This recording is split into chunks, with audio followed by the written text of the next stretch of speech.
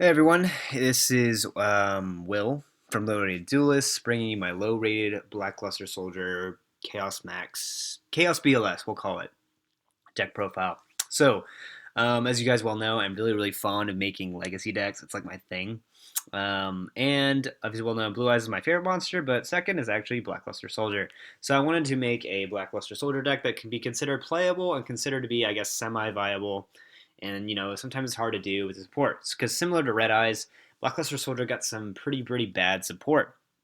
Um, but they did get him some new support in the newest set that makes the deck somewhat more playable. For example, this card, Super Soldier Origin, enables you to special summon a ritual summon a Blackluster Soldier monster from your hand or graveyard. So that's the first part of that. The graveyard part of it is amazing because before, sometimes you'd have to trade in your BLS to get a play, or sometimes you'd have to tribute one for another because you didn't have anything else in your hand, and you never got that BLS back. It was just gone. And sometimes your other BLS would get outed, and you just lost two Blackluster Soldiers, the focal point of your deck, just gone.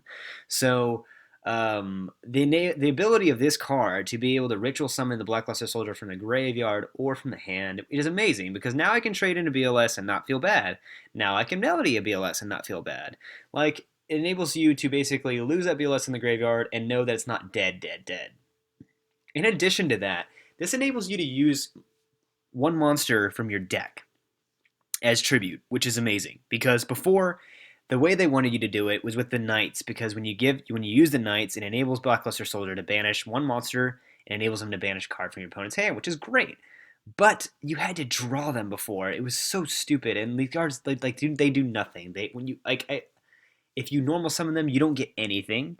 The most of the time, you just have to set them and just pass and stuff like that because they do nothing for you. So the ability of this card makes it to where you only have to have one of these little guys in your hand, and then you can use the other one from the deck, and instantly you have a Blackluster Soldier, a Super Soldier that can target a monster, banish it, target a card in your opponent's hand, and banish it.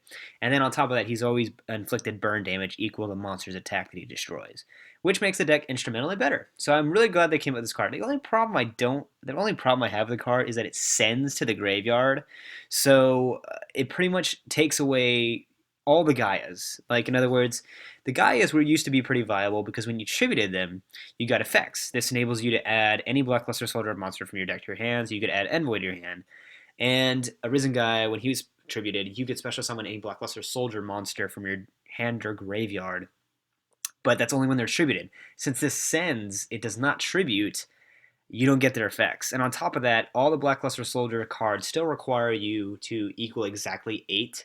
So in order for your deck to be viable, you'd have to run the Karibos, and I don't know about that. I just don't. So instead, what I did is I stayed with the Knights, and I integrated Blue Eyes in the deck, and it works pretty darn well. So you're going to run 3 Blue Eyes White Dragon, 3 alternatives. You can special an alternative by revealing a Blue Eyes White Dragon. These are both searchable off of Melody of Awakening Dragon.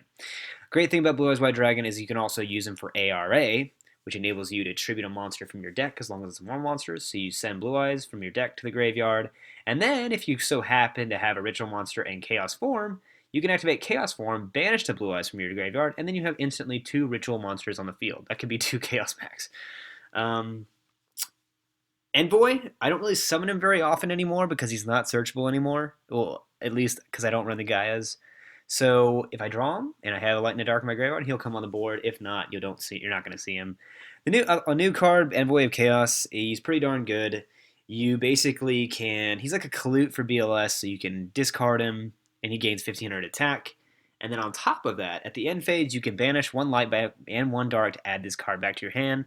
Preferably, you want to banish the Knights because when this guy's banished, you get to add 1 ritual spell card from your deck to your hand, and when this guy's banished, you get to add 1 ritual monster from your deck to your hand. So you take a plus off of that, basically. Yeah. So 3 Blue Eyes Chaos Max Dragon, just amazing broken card. Like, cannot be destroyed by card effects, cannot be targeted by card effects, and when he attacks a defense position monster, he inflicts double piercing damage. So sometimes you can just win in 1 attack with this guy.